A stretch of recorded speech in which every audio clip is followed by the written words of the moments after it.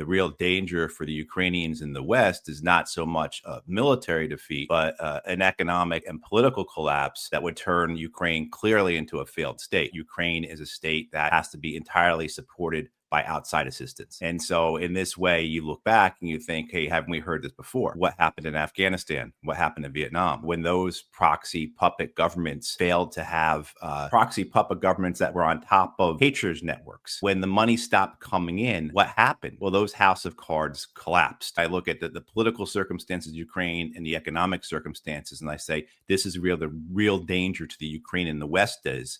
It is a collapse that way. Welcome back to Legitimate Targets, everybody. I hope you're all having a great day. Joining me on today's episode is a very special guest, a man who has fought against the system for his entire life. In 2009, he resigned in protest of the war in Afghanistan. He was a U.S. Marine Corps captain and State Department officer. He has been fighting also as a Senate candidate for the Green Party in 2022 and continues to challenge the prevailing orthodoxies in both the Democrat and Republican parties when it comes to war and U.S. imperialism. Matt Hoh, thank you so much for joining me today. It's a great honor to have you here. I want to start off with your thoughts about the NATO proxy war in Ukraine, because it really seems like, and everyone always says, oh, next month and the next few months, this is going to be the time where we might see collapse. We can expect collapse, and it's no laughing matter, but really right now, all across the front line, the Russians are advancing in very, very high numbers and quick pace. What do you make of this conflict right now? What do you make of the varying advancements in different directions all across the front line? Well, thank you for having me join you, Jackson. It's a pleasure to be here. As you said, for years now, we've heard predictions of impending victory from both sides. If we go back over the last 3.5 years, from the West, it's only a matter of time till the Russians collapse. And, what we're witnessing is the reality of an impending Ukrainian collapse, whether that comes from the military front lines or whether it's a political or economic collapse. I tend to think that the real danger for the Ukrainians in the West is not so much a military defeat, but an economic and political collapse that would turn Ukraine clearly into a failed state. All the warnings are there, the indicators are there, the metrics are there. You look at the reality that Ukraine is a state that has to be entirely supported by outside assistance. And so in this way, you look back and you think, hey, haven't we heard this before? What happened in Afghanistan? What happened in Vietnam? When those proxy puppet governments failed to have, proxy puppet governments that were on top of patriot networks. When the money stopped coming in, what happened? Well, those house of cards collapsed. And so for me, I look at the military affairs and I see, of course, the continual slow grind of Russia against Ukraine, the continual pushing back of the lines very slowly, but more importantly, the continual destruction of every piece of military equipment that the Ukrainians bring to the front, as well as Ukraine's manpower problems. But equally, I look at the political circumstances of Ukraine and the economic circumstances, and I say, this is the real danger to the Ukraine in the West is. It is a collapse that way. And I would add to Russia as well, because Russia, of course, doesn't want to have on its border a failed state, right? They don't want to have a Syria or Afghanistan next door to them. So this has also a concern for the Russians as well as they advance, as they head towards their objectives. How do they ensure that what they achieve isn't worse than what was before? All good points. And I think entirely backed up in reality, given that we saw this week, I think Zelensky, he placed sanctions or something, or he exiled one of his former allies, this oligarch, this big businessman in Ukraine, because he was, like so many, I presume, siphoning off money that was supposed to be utilized to build defenses for Ukraine's energy systems, their refineries and whatnot. And now the energy sector is just going up in smoke, and they can't produce if they don't have energy. And they can't, we're going into winter, and probably going to be a colder winter than last year. So it's really bad, But that leads me to the next point of, if we can see these things and we are just outside observers, we're not in on the State Department briefings or the Pentagon briefings, and it's clearly getting very, very tricky for them to continue this plight to, I guess, hold the positions that they do have and maintain the level of order that they still maintain in Ukraine. JD Vance came out the other day, said that anytime we send air defense systems over there, within a few days they get hit. Right. How can the Trump administration justify continuing to support Ukraine in any manner, Starlink or otherwise, and also justify putting off negotiations any longer, considering the negotiating position is getting worse and worse day by day? Well, Jackson, Donald Trump brought into office with him neoconservative hawks.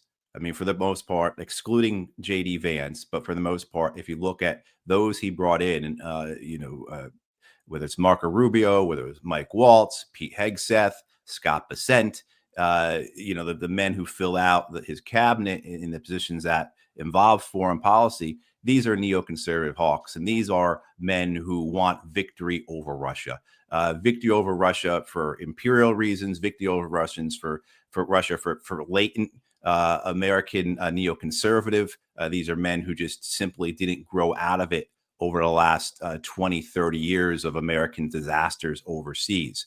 Up until the election, about a week before the election, Mike Waltz, who was Donald Trump's first now security advisor, and now he's the United Nations ambassador for the United States, he was saying we need to send more missiles to Ukraine. I mean, that was just a week before the election last year. Waltz was saying that. While Rubio seemed to have changed track on Russia, only to ensure that he was in the running for a key position in the government. But so this is the issue you have, is that when Donald Trump comes in and Donald Trump makes efforts to negotiate an end to this war, and then when those efforts aren't successful, those around him are saying, Mr. President, look, we told you the only thing the Russians understand is force. So you have the neoconservative and imperial mindset among the Americans who populate the American government. And this is in a White House that came into office saying that they were going to negotiate. This isn't including wider Washington, D.C., where the sentiment is, again, it's imperial, and it's either neoconservative, or on the Democratic side, it's liberal interventionist, which is more or less the same thing. What you're seeing here is this desire by the Americans to get something out of this proxy war. So Trump's personal touch on this is that there's got to be some aspect that we benefit from. So this proxy war, it's not something that we are going to invest in, but we're going to make money from. And I think once that machination, once that scheme was kind of put forward, that look, we'll continue to support this war, but we're going to get from it, so the Europeans are going to buy our weapons and give them to Ukrainians. We're no longer going to put our own into this. That, I think, really made it Donald Trump's war, at least the way he has chosen to carry it out. There's also some give and take here, or some transactional things with the Europeans. If you look and see the Europeans' Middle Eastern policy, say particularly how hawkish the Europeans are towards Iran. Why did the Europeans, the E3, Germany, Britain, France, extend sanctions or renew sanctions, the snapback sanctions on Iran? Well, you can see essentially a deal where the Americans say to the Europeans, if you go along with us on our Middle Eastern policy, we will be there, or will continue to be there with you for your European Russian policy. Because this war really at this point is being driven by the Europeans. And as people watch the mania behind this is an unwinnable war. But for the Europeans, they feel it is something that it's worth continuing for their own political purposes. And we all know that Trump campaigned. We know what he said on being an anti-war candidate. And everyone assured us, all his interlocutors and associates and confidants, that Trump does not want war. But now we're seeing maybe one of the most aggressive buildups of either escalatory threats or military action directs that we've already seen in my entire lifetime. How much of this do you think is just about, the America empire crumbling, the people waking up to what's going on? Maybe there's fears about that in DC. Maybe they feel like they need to get all of their grievances, I guess, carried out right now before too many people wake up. How much of this do you think, on the flip side, is, as President Maduro put it this week, an effort to try and change the public focus away from the pedophile ring and Epstein and the failures, I guess, of the domestic issues, JFK, Epstein, and many others, Charlie Kirk, to something else like what we're seeing now? I like the way President Petro of Colombia described it: a gang Oh, of it was him. It was pedophiles. him who said it. Yeah, a Yeah. gang of pedophiles is trying to destroy our democracy. I think that's what his quote, right? And we really can't argue against that too much. No. I think there's a number of things coming together here at this point, right? So just like so many other events, there are multiple reasons, there are multiple mothers and fathers for it, and then they coalesce. I think the Epstein situation is a coincidental occurrence. So I think the fact that it is coming to a head now with the congressional vote, with the discharge petition being signed, that is just a coincidence or a timing to coincide, with this Venezuela buildup. I think the Venezuela buildup has several reasons for it. You have those like Marco Rubio, who has long been obsessed with the idea of regime change in Venezuela, let alone throughout Central and South America. You have those who are with Stephen Miller, the American Homeland Security Advisor, who see war in South America as integral to their domestic policy operations, that you can't separate the two of them. You have others, of course, who see Venezuela and the world's largest oil reserves. That's very simple. But there's also too, as well, you can see within that madness, you can see there's a bit of a method, and there's a realigning of the American empire under Donald Trump. His predecessors, whether it was Biden, Obama, Bush, these were men who were never going to give up the idea of America as a sole superpower, as a sole unipower, who were not going to accept the reality of the multipolar world. And I think the Trump administration, for everything else it's gotten wrong, and everything else that it will continue to get wrong, it does understand that we are already in a multipolar world. And they look at the American empire and they realize that it's overextended, right? And of course, by being overextended, it's in decline. It's in decline for other reasons as well. But this idea that we have to reshape the American empire to better to not just compete and succeed in a multipolar world, but to dominate it. So again, it's still an imperial presidency. It still has the same objectives and goals as previous presidents. It just looks and acts different. And the key thing about Latin America for the Americans is that over the last couple decades, the Chinese in particular have made enormous inroads, to the point now that China is the major trading partner for many Central and South American countries. And so Venezuela fits into this larger grand strategy of consolidating the American empire, particularly ensuring that the resources that we control within our hemisphere are ours, and no one else is interfering or intervening in that. And so you can see this is where the Venezuela thing, Jackson, gets very dangerous, because if anyone thinks that Venezuela is just a simple regime change operation that is in its own box or in its own bucket and will be unconnected to larger strategy throughout Latin America, it's just not the case. And so whether it's, the Nobel Peace Prize winner, Maria Machado, urging the United States to invade, she's then saying, look, after you free us here in Venezuela, then you're going to go on and liberate Nicaragua and liberate Cuba, or to other groups throughout Central and South America who see that the way to get American support, the way to get power in their own country, is to demonstrate that they are worthy of American military intervention, right? I mean, and so anyone who, and I'll say this to the folks who are watching right now, if anyone can think of an example of where the United States has waged war And that violence, that warfare, that occupation, etc., has not spread instability, please let me know. Because if you look at Vietnam, look what happens throughout Southeast Asia, look at Afghanistan, what happens into Pakistan, say, look at Iraq, how it bleeds throughout the region, Syria most especially. So the idea that somehow we'll conduct a war in Venezuela and it will be contained to Venezuela, I mean, that's just pure fantasy. So there's a really great danger here that extends beyond the immediate danger to the 30 million people in Venezuela, to the, essentially the entire hemisphere. One thing I can never wrap my mind around is you correctly pointed out that Venezuela, or there are many countries in Latin America whose top import-export partner is China. Venezuela is not one of them, which surprised me when I first found that fact out. It's actually the United States with a lion's share of the import-export business annually, probably done as an offset to try and, I guess, prevent some sort of a U.S. attack against their country, prevent U.S. escalation against their country. Okay, we control the oil, yes, but we can still do business with the United States. Chevron accounts right now for 25% of their daily oil output.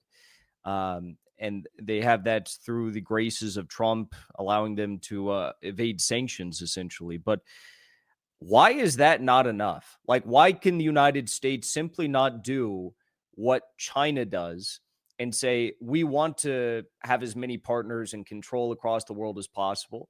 And we're going to do that through trade, through investment, win-win cooperation, like China or like Russia in many cases. Why does it have to be this very aggressive, evil, violent, regime change conflicts like they're threatening now against Venezuela? Because, as you pointed out, it doesn't even breed success necessarily. Right. I mean, the simple answer for me on this, Jackson, is because we're an empire, and this is the imperial prerogative, and this is our entitlement, and any defiance to the empire must be punished. Uh, we have an imbalance in this world. The wealth that we extract from the global south, it is in trillions and trillions of dollars every year. This is why the United States is so concerned about China. They're afraid China is going to cut in on their good thing. But to the point of American policy, of the policy that comes out of the Oval Office, following World War II, George Kennan, who was the American diplomat who authored the containment strategy of the Soviet Union, he writes a memorandum for Harry Truman. And he says, Mr. President, the United States has, I'll paraphrase it, but 55% of the world's wealth, and we have less than 5% of the world's population. And that is and every successive American administration has an obligation to maintain that imbalance. Right? I mean, you see that even after the Cold War, where the George H.W. Bush administration, they have essentially national security guidance that states we are the sole superpower. We are the hegemon. And it is the duty, it is the obligation to ensure that no power ever arises that can confront us, that can compete with us. So anything that looks like a threat must be destroyed. So whether it's you're saying, hey, what's going on in Venezuela through Central America, South America is has to do with China, or whether it's just the affront of Maduro not bending a knee and kissing the ring of the American president, whichever president it is, I think that's where you get this idea of why are they so wrapped around having to have a pound of flesh? Why is the fact that Maduro and Donald Trump acknowledge this essentially offered everything? And Donald Trump said that's not good enough. I mean, this is the same thing that occurs before the American invasion of Iraq, where Saddam Hussein basically says he'll give up everything. And George W. Bush says that's not enough. We need your head. I mean, because again, we are dealing with the empire here, and this is how it has to operate. It cannot accept any challenge or any affront, and it has to have its entitlement always answered in the manner in which it wants. And so I think that's what we're looking at here. I saw a clip Glenn Deaston shared, which I'd never seen before. A few weeks ago, he shared this clip of Zelensky from March of 2023, where Zelensky said, well, the goal of the Western states with this conflict is to overextend Russia, weaken Russia, and in some cases, they want to, sacrifice the Ukrainian people in the process to do that. Basically admitting exactly what we've all seen play out, and he has since denied every day since he made that speech, I guess. But that's been the goal. I guess you could say it's left Russia with two possible roads to take. One being overextend themselves, try to maintain their positions all across the world, whether it's like, Wagner mercenaries in Africa, whether it's Assad in Syria, whatever it might be. And in some cases, I guess they've maintained positions. In some cases, they've said, we're not going to partake in saving Syria for a third time. And we know how that went. But Russia is still very strong, and the military operation, I guess, is going well for them. When you look at the United States, how could anyone argue that the United States is not overextended right now? Because, as you pointed out, lots of threats all across Latin America, not just Venezuela. You've got threats against Nigeria, maybe sending mercenaries to Nigeria. Questions as to how much the U.S. is aiding the French in backing terrorists in the Sahel region of Africa. And then, of course, Russia, Ukraine, Japan and China, Taiwan and China. There's a lot going on, and it seems as though they're falling right into their own playbook that they tried to set up for Russia. So at what point does the U.S. become too overextended? No, it already is overextended. I mean, you look at just on the military side of things, both the Biden and Trump administration were defeated in the Red Sea by the Houthis, by the Yeah. Yemenis, right? I mean, you had a war with Iran, a 12-day war with Iran that Donald Trump essentially has to pull a stunt, send in B-2s to bomb the nuclear facilities, right? So that there's an excuse to get out, right? Okay, we did this. It's over. End it. And the reason that occurs is because the American and Israeli air defense systems were getting overwhelmed. We know through Israeli media that the Iranian ballistic missile attacks were much more successful than the Israelis would ever say they were. But we also know, too, that the stocks of missiles were running down. And so Donald Trump, I mean, so you just look in the exact example in that one theater, and you see that the American capacity for warfare, because, now we're extending into the economic aspects, the industrial aspects, the United States is a country that deindustrialized early in my life. And the results are that we cannot sustain our obligations, or as our government, Washington, D.C., sees our obligations, because we have no base, we have no foundation. And this is dramatically different than how the Russians have handled the last dozen or 20 years, where they have prepared for this moment. So when you have the invasion occur in 2022 and the sanctions come on to Russia, more sanctions than there already were before, the Russians are prepared to a degree. And their industrial base is able to respond. Not only that, they're flexible in their thinking. They're flexible in how they view the world. And so they find either new trading partners, or they increase their trade through existing partners. And the Russians essentially go from, you can put it simply, facing westward to facing south, or facing eastward, right? So no longer is Europe the front door to Russia. Now maybe it's the side door, or even the back door. And so that flexibility, whether it's in the actual ability to execute the policy or creating the policy itself, is something that the American empire just simply hasn't done. When you're fat and happy at the top, this is an old story. This is what people can understand, the complacency. And again, I'm not trying to praise Donald Trump at all, but the idea is that his foreign policy, when you remove all the craziness that surrounds it, such as pushing Benjamin Netanyahu for a ceasefire in Israel because he wants to win the Nobel Peace Prize, all of that is still there, right? However, you do have this understanding that the United States is overextended. You saw this even as the United States was beginning to launch, or the Trump administration, was beginning to launch its operations against the Yemenis in the Red Sea earlier this year. And you had those leaked messages from Signal. Mm-hmm. And I can't remember if it was Mike Waltz or Pete Hegseth, but one of them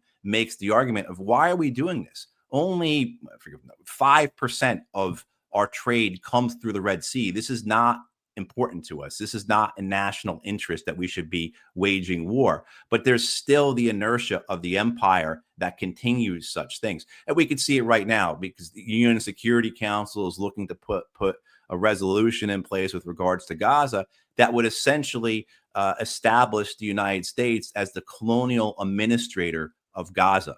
And so you still see this mania, whether it's the megalomania, whether it's the fever of empire, where the United States still wants to control, it still wants everything it feels entitled to, even as it realizes that this is a path to ruin. So, take this Gaza example. If the United States becomes the colonial administration for Gaza, you can understand why Russia and China would vote for something like that in the Security Council, because essentially you're seeing your adversary willing to inflict self-harm on themselves. And so the Russians and the Chinese say, if you want to jump into this quicksand, if you want to get involved in this quicksand, if you want to continue these endless wars that you've been a part of for decades now, to your detriment, to your decline, have at it. Jackson, I had a friend who visited China 15 years ago or so, and he met with people at the foreign ministry there. And he said, what would you like to see the American foreign policy? What would you like to see American foreign policy as? And again, this was 2010 or so. And they almost all replied, we want to see the United States continue being stuck in unending wars through. I mean, right? So the self-harm that's being inflicted here. But this is the mania, the madness of empire. And I think the historical precedents are all there to explain that this is not unique. This is what empires do. I couldn't agree more. Matt Hoh, thank you so much for joining me today. Where's the best place for people to follow along with you online? People can follow me on Twitter. It's Matthew P. Hoh, P as in Patrick. And I'm also on Substack. Matthew Hoh on Substack or something like that. Yeah. Great. Thank you so much. All right. Thank you, Jackson.